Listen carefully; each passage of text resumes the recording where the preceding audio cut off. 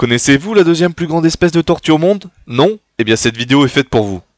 Aujourd'hui, on va parler de la fameuse tortue géante des Galapagos. Et cette tortue regroupe en fait 10 espèces issues toutes de la même famille, les Chelonoidis. Elles sont endémiques de l'archipel des Galapagos. Elles sont présentes en effet sur 9 îles de l'archipel, sur les 13 îles principales et les 17 îlots. Cet archipel est situé dans l'océan Pacifique, près de l'équateur, un pays d'Amérique du Sud. Il a été déclaré patrimoine naturel de l'humanité par l'UNESCO en 1978. La tortue des Galapagos mesure en moyenne 1,20 m et 220 kg. Bien sûr, ces données varient selon l'espèce. Elle peut vivre entre 150 et 200 ans, même si une tortue de 260 ans était présente aux Zoos du Caire en 2002. Son régime alimentaire est composé principalement d'herbes, mais aussi de fruits. Et petite anecdote, la tortue des Galapagos mange autant que possible, même si elle n'a pas fini de digérer son dernier repas. Elle peut aussi vivre une longue période sans boire, car en effet, elle transforme les graisses présentes dans sa carapace en eau. Et je ne peux pas vous parler des Galapagos sans parler de Charles Darwin qui y séjourna en 1835, et ce séjour lui permettra de développer sa théorie de l'évolution en trouvant des preuves dans l'archipel. En effet, dans cet archipel, toutes les espèces ont évolué pour s'adapter à leur environnement. On peut notamment prendre l'exemple de l'iguane des Galapagos qui est à la base terrestre et qui est devenu marin pour se nourrir des algues sur les côtes, et cette évolution aurait suivi à une pénurie de nourriture sur la terre ferme. Mais les iguanes des Galapagos sont tellement intéressants que je leur réserverai sûrement une vidéo entière. Il y a aussi l'exemple des pinsons des Galapagos qui ont adapté leur taille de leur bec selon les graines présentes sur leur île respective. Et enfin, l'exemple de nos fameuses tortues. Alors quel est cet exemple? Eh bien c'est tout simplement que la forme de leurs carapaces se sont adaptées selon leur biotope. Par exemple, sur les îles où la végétation est abondante et humide, les carapaces des tortues des Galapagos sont massives et en forme de dôme pour faire des réserves de graisse et donc d'eau, et ce sont les espèces les plus lourdes et les plus grandes de l'archipel. Au contraire, sur les îles arides et constituées essentiellement de hauts cactus qui sont la principale source d'eau sur ces îles, la tortue a une carapace en forme de sel et est notamment plus légère, ce qui permet à la tortue d'allonger son cou et d'atteindre les cactus.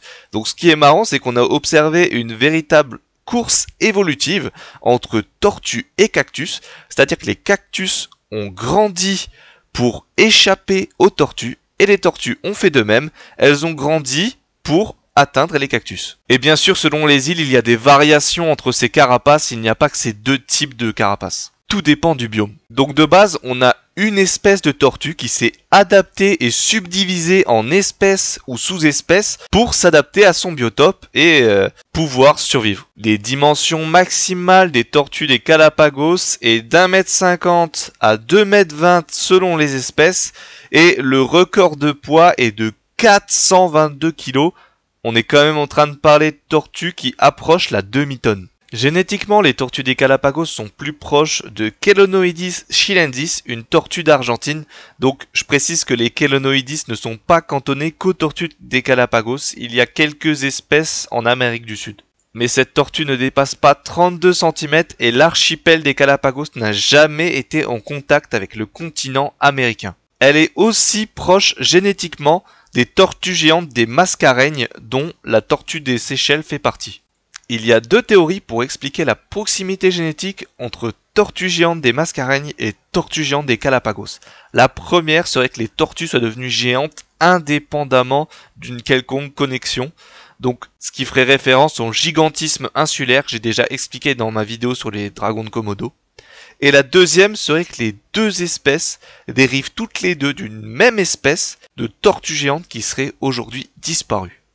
A noter que les tortues présentes dans les eaux sont toutes des hybrides, car à la base, quand les tortues étaient amenées dans les eaux, elles étaient prélevées espèces confondues, et donc la descendance est viable et fertile, ce qui est un argument pour dire que les tortues des Galapagos seraient toutes des sous-espèces d'une espèce de base, qui serait Chelonoidis nigra, aujourd'hui malheureusement éteinte.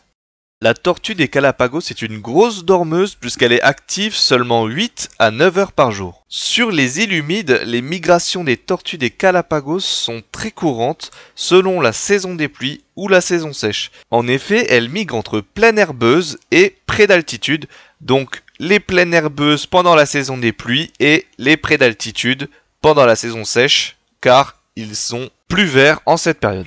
A noter aussi que sur ces îles, les tortues des Galapagos sont grégaires, c'est-à-dire qu'elles se déplacent en grands troupeaux. Pendant la saison des pluies, la tortue des Galapagos se submerge dans des étangs ou des trous d'eau une grande partie de la journée. Elle a aussi un rapport symbiotique avec le pinson des Galapagos, c'est-à-dire qu'une fois qu'elle voit un pinson, la tortue va allonger son cou pour que le pinson picore ses tiques, donc c'est symbiotique, car ça nourrit le pinson et ça débarrasse la tortue des tiques. Concernant la reproduction, elle a lieu toute l'année, mais de préférence de janvier à août. Les mâles s'affrontent dans une joute où le plus grand gagne. Les femelles migrent ensuite vers les côtes pour pondre sur un sol sec et sablonneux. Les femelles creusent ensuite un trou, parfois pendant des jours et après des heures d'effort, pour y pondre 12 à 16 œufs. Elles rebouchent ensuite le trou avec de la boue et son urine. Les œufs éclosent ensuite entre 120 à 240 jours plus tard. La maturité sexuelle advient ensuite entre 20 et 25 ans. Sur les 10 espèces de tortues présentes à la base sur l'archipel, il n'en reste plus que 7. Sa population était estimée à 250 000 tortues avant la découverte de l'île en 1535 par un navire espagnol en destination du Pérou. Et je pense qu'elle n'aurait préféré pas rencontrer l'homme, car aujourd'hui il ne reste plus que 15 000 tortues vivantes, dont la plupart dans des parcs.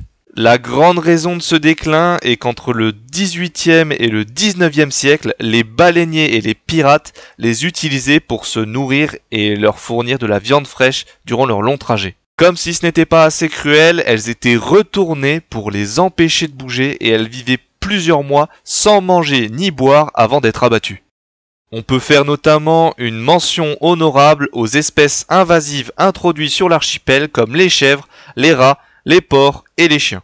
Ces espèces ont grandement contribué à la destruction de leur habitat naturel et donc la diminution de leur population. A noter qu'avant l'arrivée de ces espèces, il n'y avait qu'un seul prédateur pour les jeunes tortues des Galapagos et c'était la buse des Galapagos. Aujourd'hui, ces tortues ne sont pas sorties d'affaires car elles sont toujours menacées par le tourisme de masse et le développement des hommes sur l'archipel. Et plusieurs des espèces de tortues des Galapagos sont aujourd'hui en danger critique d'extinction. Mais l'espoir est permis car la fondation Charles Darwin lutte aujourd'hui pour sa sauvegarde en combattant les espèces nuisibles et cette fondation a permis en 2007 la réintroduction de tortues sur l'île volcanique de Pinta qui ont été relâchés avec des émetteurs, car sur cette île, les chèvres ont été éradiquées. Et cette île est notamment interdite aux visiteurs. La tortue est aussi surveillée par les services du Parc national des Galapagos. Voilà, j'espère que cette vidéo vous aura plu et qu'elle vous aura permis d'apprendre plus de choses sur cette merveilleuse tortue qu'est la tortue des Galapagos. N'hésitez pas à vous abonner, à commenter et à la prochaine. Salut à tous.